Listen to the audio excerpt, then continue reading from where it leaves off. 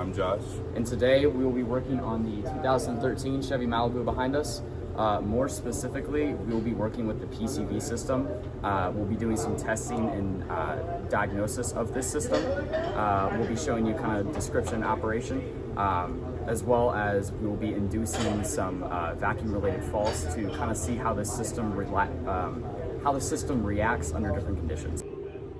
All right, before we do some in-depth testing and diagnosis of our PCV system, I'm just gonna give you an overview of kind of how this system works and operates.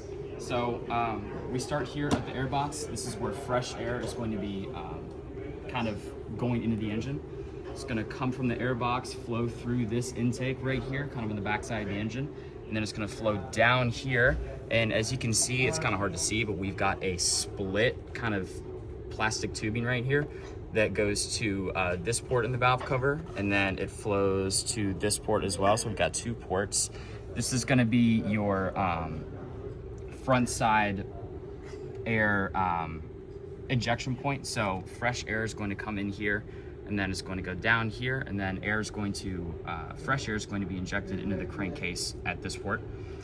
This second port, which is integral to the valve cover, is going to be kind of your flow regulator. So this is a fixed port, it doesn't have any tubing, and it is just going to regulate the crankcase air vacuum flow or pressure flow based on how much air is actually coming into the engine.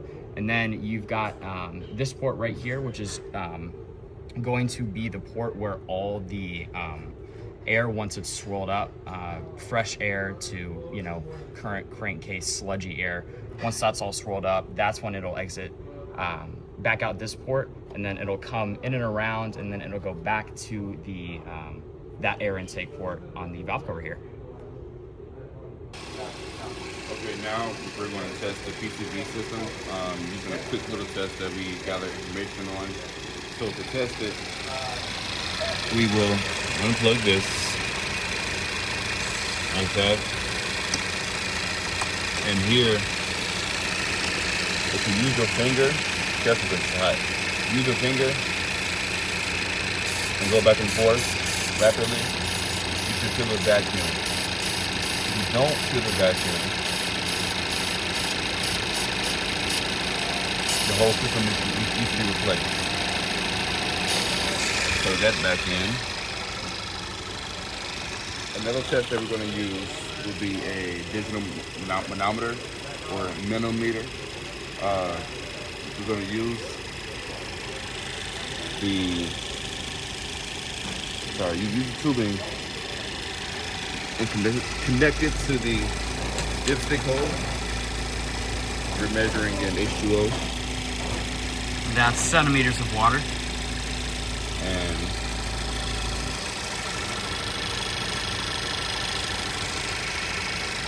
right now we're reading about 18.2 centimeters of water. This is a good indication that it is good. All right, now we're gonna be working on EGR systems. Specifically, we have switched over to a 2006 Suzuki Verona. This car is going to have a 6-cylinder power plant, and we're going to be looking at some testing and diagnosis of EGR systems, specifically the EGR for this, as well as explanations of wiring diagrams and the works. All right, now we have the Verona. The EGR system solenoid will be over here in the back. It has a 5-wire connector, power ground signal, and 2 solenoid connectors, 12-volt and ground wired as well. And then in this same vicinity to the EGR valve, we also have the exhaust gas orifice tube that is going to be sending exhaust gases and recirculate it through your engine. All right, here we are, guys. We have the EGR valve off of our current Verona, and then we're also going to compare it to a known bad EGR valve. As you can see, we have our female end connectors probed up to our multimeter here. And as you can see, we are reading 4.47 kiloohms on the known bad EGR valve. And we're gonna switch these over to the solenoid pins on the EGR valve we took off of the Verona here, and you can see we are measuring in spec between 8 to 10 ohms. We're sitting at about 8.5 ohms. So no good one, no bad one. What we are going to do would be to test the solenoid, and we actually are going to see if it clicks by grounding the solenoid, the driver wire, from the driver to the ground. You should be able to hear it click.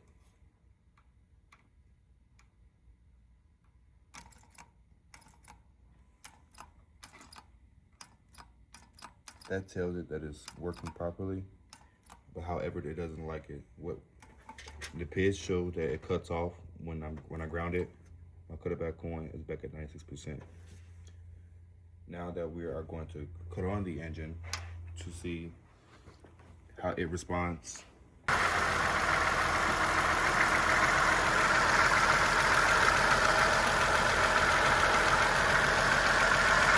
Ground it.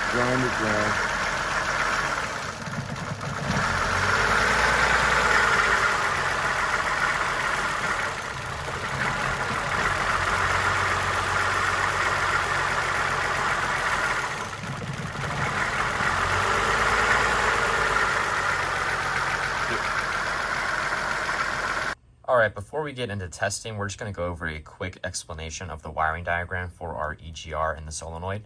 So we've got battery power up here, and that is going to flow all the way through this wire up through here when the key is in run or start. And then the PCM is going to ground the coil side of that relay, that engine main relay. And then that switch will close, and it'll send full battery potential all the way through the switch. And then we are going to, it's going to flow through that 15 amp fuse. We're going to come down here to the EGR solenoid.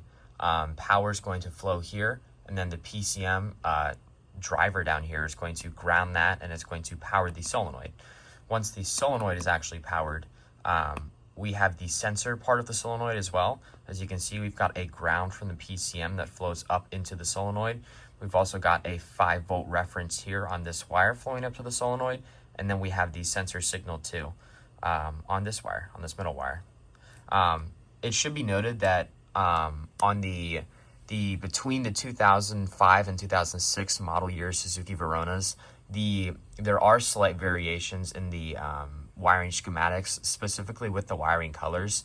The wiring colors for all 5 of these wires are actually completely different from 05 to 06, but that's the only difference there. But besides that, you know, having the wires for the EGR solenoid, the PCM can also use sensors like a MAF sensor or a crankshaft position sensor, or even heated oxygen sensors to be able to see that the EGR is actually functioning. All right, to sum up everything that we have been doing, to conclude the video, we worked on 2 vehicles, the Chevy Malibu and the 2006 or 2005 Suzuki Verona, and I'm gonna have him talk about the PCV test that we did. Yeah, so when we worked on the Chevy Malibu that had a PCV system, sort of the test that we did was we tested to see if it had vacuum. So again, we did that simple finger test, as well as using that scale tool to see the inches of water. That's also a really good test to test for vacuum on the PCV system. And then when we moved over to the Suzuki Verona, we saw that car had an EGR system. So with testing the EGR, we pretty much grounded the driver wire for the solenoid on the EGR valve itself, and saw that the engine had a rough idle and kind of stumbled. We also did the test of hooking up a scan tool to seeing how much the EGR is actually being commanded on by the PCM. And we also did that same rough idle test with the jumper wire to see when you actually do ground the driver, what the PCM kind of wants to do there.